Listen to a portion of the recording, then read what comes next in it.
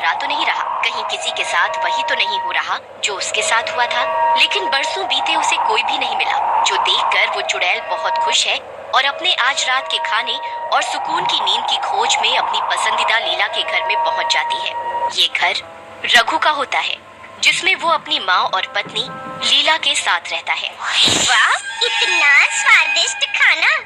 वैसे तो लीला हर रोज ही बहुत स्वादिष्ट खाना बनाती है, लेकिन आज तो कुछ अलग ही खुशबू आ रही है। इससे पहले कि ये लोग सारा खाना खत्म कर दे, मैं थोड़ा खा लेती हूँ। लीला के रसोई से बाहर निकलते ही स्वादिष्ट खाने से ललचाई चुड़ैल खाने पर टूट जाती है और कुछ ही मिनट में सारा खाना सफा चट कर देती है। जिसके बाद जैसे ही लीला खाना लेने वापस रसोई में आती है तो सब कुछ खत्म देखकर हैरान रह जाती है। अरे, ये सब खाली कैसे हो गए? मैंने अभी तो यहाँ खाना रखा था। लीला इसी असमंजस में होती है कि पीछे से उसकी सास भी खाने के लिए चिल्लाते हुए रसोई की तरफ आती है। अरे, कहाँ रह गई? खाना लेने गई थी या बनाने? कहीं हमें खिलाने से पहले खुद ही तो खाने नहीं बैठ गई? ये बोलते हुए सास रसोई में आती है और सभी खाली बर्तन देखकर गुस्से से लाल हो जाती है। तूने खाना बनाया ही नहीं था या सारा खुद ही खा गई? नहीं मम्मी जी, मैंने कुछ भी नहीं खाया और मैंने सच में खाना बनाया था, पर अचानक कहाँ गायब हो गया मुझे नहीं पता। अच्छा, तो तेरा कहना है कि सारा खाना जादू से हवा में गायब हो गया और तुझे कुछ भी नहीं पता? रुक, अभी तुझे सबक सिखाती हूँ। लीला की सास को उस पर इस तरह गुस्सा करते हुए देखकर चुड़ैल को बिल्कुल भी अच्छा नहीं लगता है। उफ, ये मैंने क्या कर दिया? मेरी वजह से बेचारी लीला को कितना कुछ सुनना पड़ रहा है, और सास का अत्याचार मुझसे अच्छा और कौन समझ सकता है। आज के लिए मुझे माफ करना लीला। एक तरफ चुड़ैल अपने किए के लिए लीला को डांट पड़ते हुए देखकर उदास हो जाती है, तो वहीं दूसरी तरफ लीला की सास रसोई में सामने ही जल रहे चूल्हे में से जलती हुई लकड़ी लेकर आती है और उसे लीला के हाथ पर रख देती है, जिससे लीला का हाथ जल जाता है और लीला दर्द से चिल्लाने लगती है। मुझे माफ कर दीजिए मम्मी जी, मुझे छोड़ दीजिए, दोबारा कभी ऐसी गलती नहीं होगी। अरे, गलती तो हमसे हो गई कि तुझे इस घर में लेके आई। एक तो खाली हाथ आ गई, कुछ लेकर भी नहीं आई, ऊपर से इसके नखरे और झूठ। अगर दोबारा मुझसे झूठ बोलने की कोशिश की तो पूरा का पूरा तुझे ही जला दूंगी। इसके बाद लीला की सास वहाँ से चली जाती है। लीला दर्द से रोते हुए वहीं जमीन पर बैठ जाती है, जिसे देखकर चुड़ैल को बहुत बुरा भी लगता है और गुस्सा भी आता है। ये मैंने क्या कर दिया? मेरी वजह से बेचारी लीला को कितना कष्ट सहना पड़ रहा है, लेकिन उसकी सास ने जो किया वो बिल्कुल भी सही नहीं था। उसे इसकी सजा तो जरूर मिलेगी। लीला की सास को सबक सिखाने के लिए चुड़ैल एक योजना बनाती है और रात को सबके सोने के बाद लीला की सास के पास जाकर बैठ जाती है। फिर उसके कान में कुछ बोलती है, जिससे लीला की सास डर कर चौंकते हुए उठ जाती है और चुड़ैल को अपने सामने बैठा हुआ देखकर लीला की सास बहुत डर जाती है और चिल्लाने की कोशिश करती है, लेकिन चुड़ैल के जादू की वजह से उसकी आवाज गायब हो चुकी होती है। ये मजा आया। बहुत शौक है ना तुझे अपनी बहू को परेशान करने का, उसे रुलाने का, उसे मारने का? तो ले, फिर आज तुझे उस सब का हिसाब देना पड़ेगा। चुड़ैल के ऐसा बोलने पर लीला की सास बहुत डर जाती है और अपनी जगह से उठने की कोशिश करती है, लेकिन उठ नहीं पाती और वहीं बैठकर छटपटाने लगती है। उसे इस तरह परेशान देखकर चुड़ैल बहुत खुश होती है। क्या हुआ? अपने ऊपर बात आई तो छटपटाने लगी? अब तुम्हें डर लगने लगा? आगे आगे देखो, होता है क्या? चुड़ैल की बात सुनकर लीला की सास ज्यादा डर जाती है और घर के लोगों को जगाने के लिए हाथ पैर चलाने लगती है, लेकिन तभी चुड़ैल उसे हवा में उड़ा देती है, जिसके बाद चुड़ैल लीला की सास को हवा में उड़ाकर रसोई में ले जाती है और एक जलती हुई लकड़ी उसके मुंह के सामने ले आती है। क्यों? प्राण सूख गए? सोचो, जब ये जलती हुई लकड़ी को सिर्फ अपने करीब देखकर ही तुम्हारा ये हाल है, तो जिस बहू के हाथ पर तुमने ये लगाई है उसका क्या हाल हुआ होगा? ये बोलकर चुड़ैल वो लकड़ी लीला की सास के हाथ के करीब लेकर जाती है, लेकिन फिर उसे जमीन पर फेंक देती है। मैं तुम्हें मारूंगी नहीं, क्योंकि अगर मैंने ऐसा किया तो फिर तुम में और मुझ में फर्क ही क्या रह जाएगा? इस तरह चुड़ैल लीला की सास को डराकर छोड़ देती है और उसे दोबारा उसके बिस्तर पर ले जाकर लेटा देती है और अपने जादू से उसे सुला देती है। अगली सुबह जब लीला की सास की नींद खुलती है तो वो बीती रात की सभी घटनाओं को सपना समझकर भूल जाती है। इतना भयानक सपना तो मैंने आज से पहले कभी नहीं देखा। जरूर लीला ने मुझ पर कोई जादू टोना करा दिया है। वैसे शायद अभी तो कुछ नहीं करेगी, लेकिन अगर इस बार इसने लीला को परेशान किया तो मैं इसे छोड़ूं। चुड़ैल घर से बाहर निकल रही होती है और पूरे गांव में इधर उधर घूमने लगती है। तभी उसकी नजर शहर के दो बच्चों पर पड़ती है, जिन्हें देखकर चुड़ैल खुश और भावुक हो जाती है। ये तो मेरी बहन के बच्चे हैं, मतलब मेरी बहन अपने बच्चों के साथ गांव में आई हुई है। देखो तो जरा, दोनों कितने बड़े हो गए हैं। चुड़ैल बच्चों को देख रही होती है, तभी उसकी बहन और बच्चों की माँ वहाँ आ जाती है। तुम दोनों यहाँ खड़े हुए क्या कर रहे हो? घर के अंदर चलो और कुछ खाकर थोड़ा आराम कर लो। जी मम्मी, बस अभी आ रहे हैं। नहीं, शाम को जाना, अभी अंदर आओ। अपनी मम्मी की बात मानकर दोनों बच्चे घर के अंदर चले जाते हैं, जिन्हें देखकर चुड़ैल भी उनके पीछे घर के अंदर चली जाती है। वाह, आज तो अपनी बहन के हाथ का खाना खाऊंगी। बहन जल्दी बना, बहुत भूख लग रही है। हाँ, बस 1 मिनट। इतना बेकार खाना कौन बनाता है? नहीं बहन, तू बहुत अच्छी है, लेकिन मैं तेरे हाथ का खाना नहीं खा सकती। इससे अच्छा मैं लीला के पास चली जाती हूँ, वो बहुत अच्छा खाना बनाती है।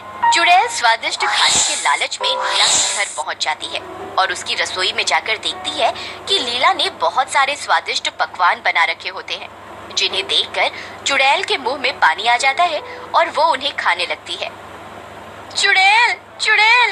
लीला की आवाज रसोई से बाहर नहीं जा पाती, लेकिन चुड़ैल उसे सुन लेती है और उसका ध्यान खाने से हटकर लीला पर जाता है। इससे पहले कि लीला दोबारा चिल्लाकर किसी को रसोई में बुलाती, चुड़ैल अपने जादू से उसकी आवाज गायब कर देती है। तुम इस तरह क्यों चिल्ला रही हो? मैं बस थोड़ा खाना ही तो खा रही हूँ। अगर दोबारा नहीं चिल्लाओगी तो ही मैं तुम्हारी आवाज ठीक करूँगी। फिर तुम्हें मुझे शांति से खाना खाने देना होगा। लीला सिर के इशारे से हाँ बोलती है, जिसके बाद चुड़ैल उसकी आवाज ठीक कर देती है। तुम कौन हो और यहाँ क्या कर रही हो?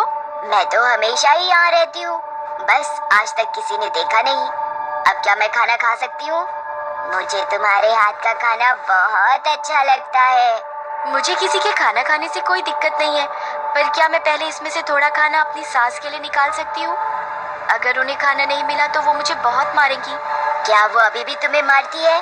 कभी दहेज के लिए, कभी खाना सही ना बनने पर, तो कभी घर की सफाई के बहाने। मतलब उस रात के बाद भी उसकी समझ में कुछ नहीं आया। अब तो बड़ा सबक सिखाना ही पड़ेगा।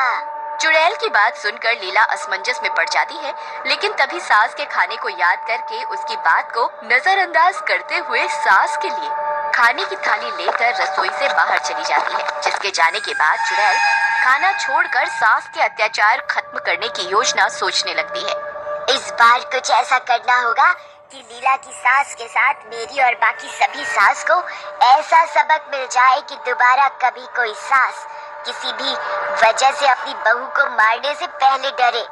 क्या हुआ? तुमने खाना क्यों नहीं खाया? तुम्हारी बात सुनकर मेरी भूख मर गई। ऐसा क्या हो गया? ये सब तो हर रोज का है। लेकिन आज के बाद दोबारा कभी नहीं होगा। मतलब? मरने से पहले मैं भी इसी गांव में रहती थी। बहुत खुश होकर मैं अपने नए ससुराल में आई थी, लेकिन फिर कुछ दिनों बाद मेरी सास ने मुझे दहेज को लेकर ताने मारना शुरू कर दिया। कुछ और दिन बीते तो फिर उन्होंने मुझे तुम्हारी सास की तरह किसी न किसी बहाने, कभी थप्पड़, कभी डंडे से, तो कभी जलते चिमटे या लकड़ी से मारना शुरू कर दिया। मेरी शादी को अभी कुछ ही महीने बीते थे और उन्होंने मुझे अधमरा कर दिया था। फिर एक दिन ऐसा आया कि उन्होंने मुझे जान से ही मार दिया और अपने बेटे की दूसरी शादी करा दी। चुड़ैल की बात सुनकर लीला की आंखों में आंसू आ जाते हैं। मुझे तुम्हारे बारे में जानकर बहुत दुख हुआ। मेरे साथ जो होना था हो गया, तुम अपना ध्यान दो। तुम्हारी सास भी कहीं तुम्हें मार न दे। मैं नहीं चाहती कि मेरी तरह कोई और लड़की ऐसे लालचियों के हाथों मारी जाए। चुड़ैल की बात सुनकर लीला सोच में पड़ जाती है। कुछ देर सोचने के बाद वो चुड़ैल से बोलती है, बात तो तुम्हारी सही है, लेकिन हम कर भी क्या सकते हैं? हमें किसी तरह अपने परिवारों का ये दहेज का लालच और मेरी मौत का सच सबके सामने लेकर आना होगा। जिससे उन्हें सजा मिले और दूसरे लोगों को इससे सबक मिले। लीला को चुड़ैल की बात सही लगती है, लेकिन अब दोनों सोच में पड़ जाती हैं कि वे ये सब कैसे कर सकती हैं। तभी चुड़ैल को अपनी बहन और उसके बच्चों के बारे में याद आता है। मेरी बहन और उसके बच्चे शहर में रहते हैं, उनके पास जरूर कोई अच्छी योजना मिल सकती है।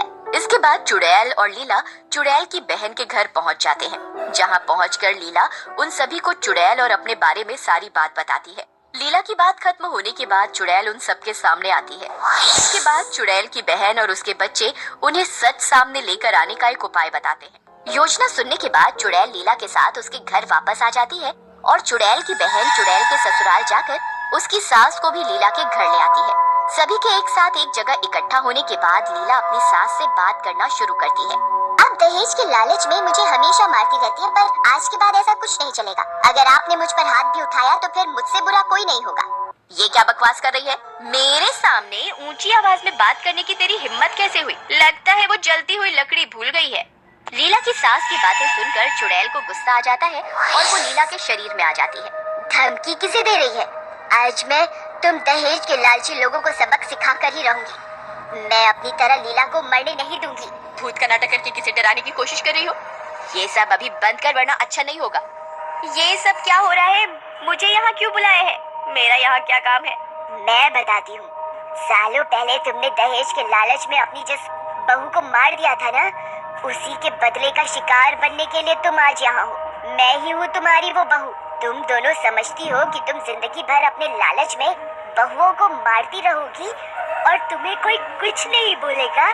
अरे आपकी बहू ये सब क्या बोल रही है?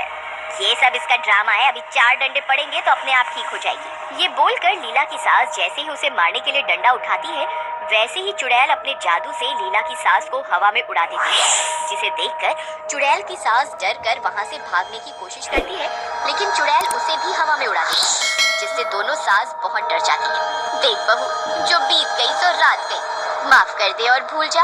अभी तो तुम्हारी सजा बाकी है। चुड़ैल के डर से दोनों सास अपनी अपनी बहू से माफी मांगते हुए अपने किए हुए सारे बुरे काम और अत्याचार कबूल लेती हैं।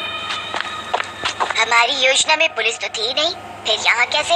हमारे पास पहले ही फोन आ गया था। दहेज के लालच में बहू को मारने के जुर्म में इन्हें जेल जाना होगा, और इसके सबूत के लिए हमारे पास आपकी लाइव वीडियो है। पर आपको बुलाया किसने है? पुलिस को हमने यहाँ बुलाया है। हाँ, आपने हमें सिर्फ सच का वीडियो बनाने को बोला था, जिससे हम बाद में उसे सबको दिखाकर न्याय ले पाए। लेकिन फिर हमने सोचा कि वीडियो बनाकर बाद में सबको दिखाने से अच्छा है कि हम लाइव वीडियो बना दें, जिससे आप दोनों की सच्चाई सीधा सबके सामने भी आ जाए और आपको उसका परिणाम तुरंत ही सामने देखने को भी मिल जाए। और ये लाइव वीडियो है क्या? जैसे इस समय यहाँ खड़े हुए हम सब आपको और यहाँ घट रही सभी घटनाओं को सामने देख पा रहे हैं, उसी तरह हमारे इस फोन में चल रही लाइव वीडियो की मदद से शहर और दुनिया के दूसरे कोने में बैठे लोग भी अभी इसी वक्त हमारे साथ सब कुछ देख रहे हैं। बच्चे की बात सुनकर लीला और चुड़ैल दोनों बहुत खुश होते हैं, जिसके बाद पुलिस उन दोनों के ससुराल वालों को पकड़कर ले जाती है, जिसके बाद न्याय मिलने की वजह से चुड़ैल भी वहाँ से गायब हो जाती है। इस घटना के बाद से उस गांव में दहेज प्रथा हमेशा के लिए खत्म हो जाती है, और अगर कभी कोई दहेज की वजह से अपनी बहू को परेशान करता है तो लीला उसके खिलाफ आवाज उठाती है और ऐसे सभी लोगों को पुलिस के हवाले कर देती है।